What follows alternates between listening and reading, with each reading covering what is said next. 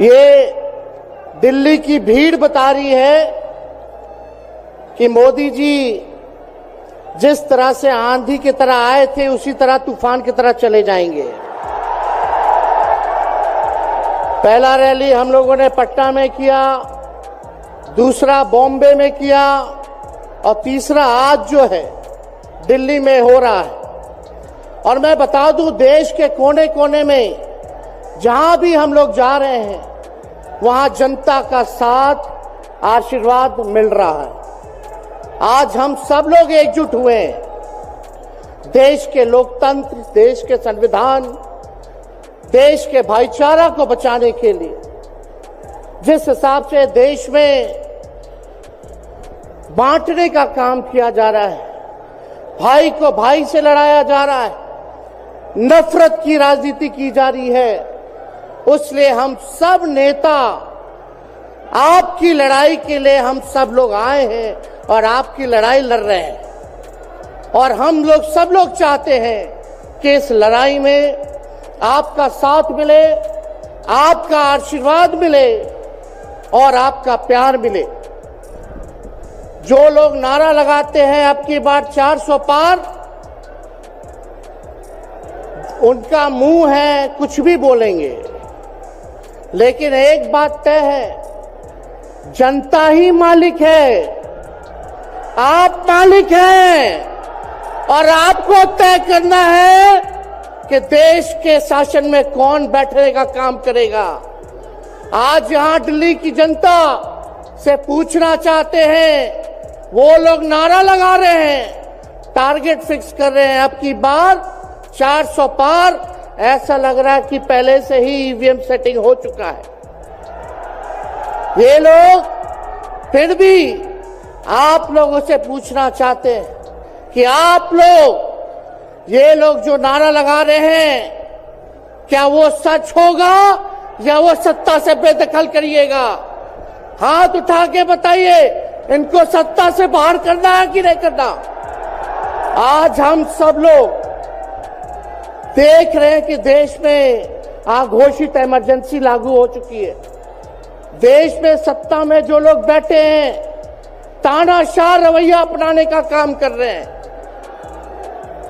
घमंडी हो गए हैं लोग। और आज हम लोग किसी को गाली देने नहीं आ रहे, लेकिन जो आंख से देख रहे हैं वो बताने आ रहे हैं, जो महसूस कर रहे हैं वो बताने आए हैं। सत्ता में लोग जो बैठे हैं, विपक्ष का धर्म बनता है, कर्तव्य बनता है कि उनसे हम लोग सवाल करें।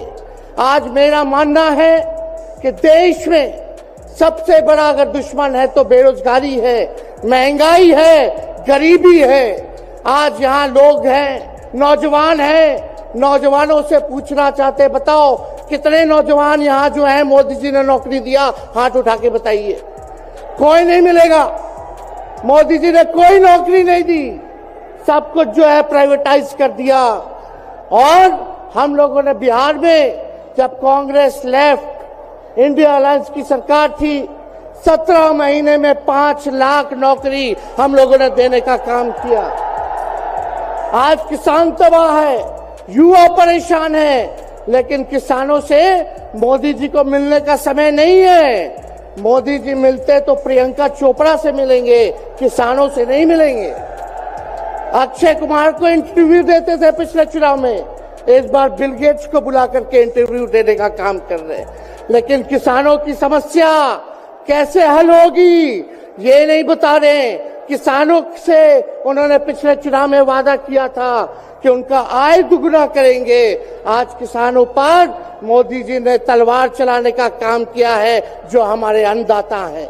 इसलिए आप सब लोग, जब आवाज उठाते हैं तब मोदी जी और उनकी जो सेल है पार्टी की, उस पार्टी का सेल में कौन है? ईडी है, सीबीआई है, इनकम टैक्स है। लालू जी को तो कई बार सताया गया, मेरे ऊपर मुकदमा किया गया, मेरी मां पर, मेरी बहनों पर, मेरे जीजाओं पर, मेरे पिता के जितने संबंधी थे सब पर केस मुकदमा किया। अभी बिहार चले जाइए, कई हमारे नेताओं पे छापेमारी चल रही है। कई जगह ईटी का रेट चल रहा है, आईटी का रेट चल रहा है, लेकिन हम लोग घबराने वाले लोग नहीं। आज देश में जिस हिसाब से हेमंत सोरेन जी को और अरविंद केजरीवाल को गिरफ्तार करने का काम इन बीजेपी के लोगों ने किया है, तो उनको हम बता दें कि इनके गीदड़ भपकी से हम लोग डरने वाले नहीं हैं। हम लोग संघर्ष करने वाले लोग हैं। और पिंजरे में तो शेर ही को कैद किया जाता है। सब लोग शेर हैं। आप लोगों ने ताकत दिया है, आपकी लड़ाई हम लोग लड़ रहे हैं। कंस राज आप लोगों ने देखा होगा, जब जब कंस को किसी से तकलीफ होती थी, डर लगता था, तब तब जेल में लोगों को बंद कर दिया जाता था। लेकिन जेल जाने से यहाँ कोई डरने वाला नहीं है। कितने लोगों को जेल भेजोगे? लेकिन जब जनता जब जवाब देगी, जब वोट का चोट दीजिएगा, तो मोदी जी हाथ मलने का काम करेंगे, सत्ता से बेदखल हो जाएंगे।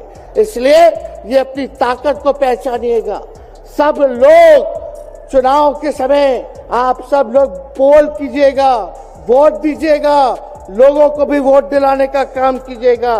बीजेपी के लोग झूठ बोलने वाले लोग हैं। ये लोग यूरिया को भी चीनी बना देते हैं।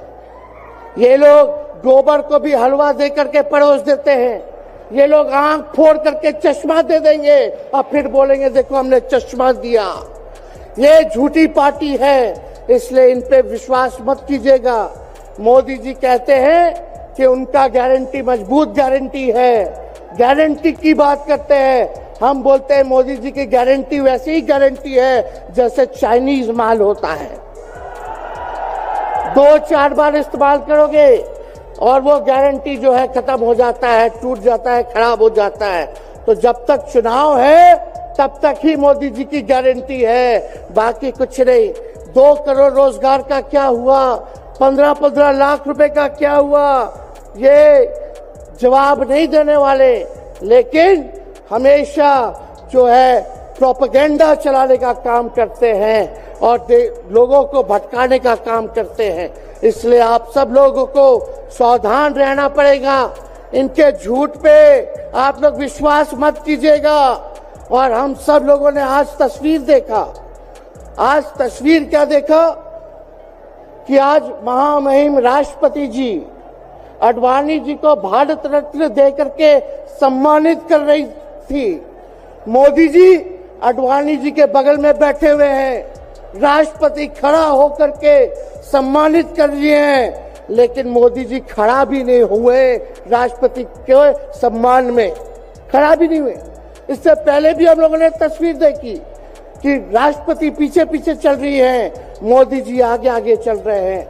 ये हम आप सब लोगों को बताना चाहते हैं कि इनका संविधान पे कोई विश्वास नहीं है। ये लोग नागपुरिया कानून को लागू करना चाहते हैं, आरएसएस के एजेंडे को लागू करना चाहते हैं।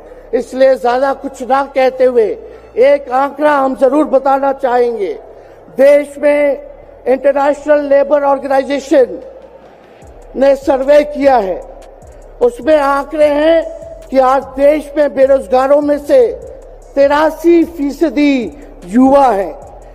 पढ़े लिखे युवाओं में बेरोजगारी लगभग 65% है। ग्रामीण क्षेत्रों में सिर्फ 17.5% युवाओं के पास ही काम है।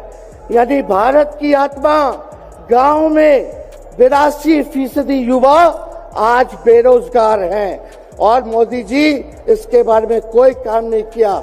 आप एक बार विश्वास कीजिएगा, अगर इंडिया सरकार की अलायंस की सरकार बनती है तो नौजवानों को हम लोग नौकरी देने का काम करेंगे, बेरोजगारी को दूर करेंगे। और जाते जाते बहुत सारे नेताओं को बोलना है, लेकिन एक अंत हम करेंगे एक गाने के साथ। और आप लोगों ने गोविंदा का फिल्म का एक गाना सुना होगा कि तुम तो धोखेबाज हो, वादा करके भूल जाते हो। रोज रोज मोदी जी तुम ऐसा करोगे, रोज रोज मोदी जी तुम ऐसा करोगे, जनता जो रूठ गई तो हाथ मलोगे। अरे तुम तो धोखेबाज हो, वादा करके भाग जाते हो। तो आप सब लोगों को बहुत बहुत धन्यवाद। आप सब लोगों का आशीर्वाद मिले और हम सभी लोगों जो है आज मिसेस केजरीवाल और हमारी बहन कल्पना जी के साथ हम लोग जो है मजबूती के साथ खड़े हैं और इस लड़ाई को लड़ेंगे और जीतेंगे। बहुत बहुत धन्यवाद। जय हिंद। बहुत बहुत धन्यवाद।